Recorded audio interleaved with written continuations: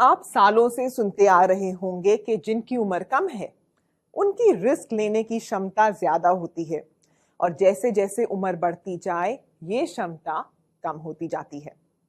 लेकिन क्या आप जानते हैं कि रिस्क उठाने की क्षमता, रिस्क टेकिंग एबिलिटी सिर्फ उम्र से तय नहीं होती। मानिए आपके सामने दो लोग हैं, एक जवान 32 साल का इंसान जो 5,000 रुपए महीने की एसआईपी करता है। इसके अलावा उसकी ज्यादातर सैलरी घर के खर्चों में बच जाती है। अपनी फैमिली की पूरी रिस्पॉन्सिबिलिटी भी इसी इंसान पर है। और दूसरी तरफ है एक रिटायर्ड बुजुर्ग जिनके पास 10 करोड़ रुपए का निवेश है।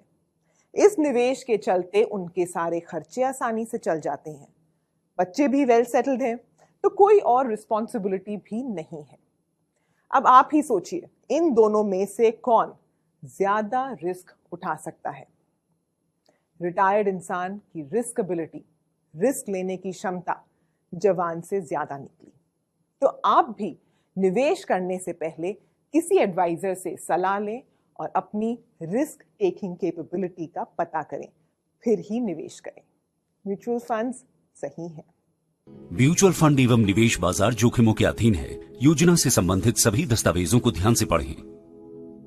कि जिनकी उम्र कम है उनकी रिस्क लेने की क्षमता ज्यादा होती है और जैसे जैसे उम्र बढ़ती जाए ये क्षमता कम होती जाती है। लेकिन क्या आप जानते हैं कि रिस्क उठाने की क्षमता, रिस्क टेकिंग एबिलिटी सिर्फ उम्र से तय नहीं होती। मानिए आपके सामने दो लोग हैं, एक जवान 32 साल का इंसान जो 5,000 रुपए महीने की एसआईपी करता है। इसके अलावा उसकी ज्यादातर सैलरी घर के खर्चों में बच जाती है। अपनी फैमिली की पूरी रिस्पॉन्सिबिलिटी भी इसी इंसान पर है। और दूसरी तरफ है एक रिटायर्ड बुजुर्ग जिनके पास 10 करोड़ रुपए का निवेश है। इस निवेश के चलते उनके सारे खर्चे आसानी से चल जाते हैं, बच्चे भी वेल सेटल्ड हैं, तो कोई और रिस्पॉन्सिबिलिटी भी नहीं है। अब आप ही सोचिए, इन दोनों में से कौन ज्यादा रिस्क उठा सकता है? रिटायर्ड इंसान की रिस्क एबिलिटी, रिस्क लेने की क्षमता जवान से ज्यादा निकली। तो आप भी निवेश करने से पहले किसी एडवाइजर से सलाह लें और अपनी रिस्क टेकिंग कैपेबिलिटी का पता करें, फिर ही निवेश करें। म्यूचुअल फंड्स सही है।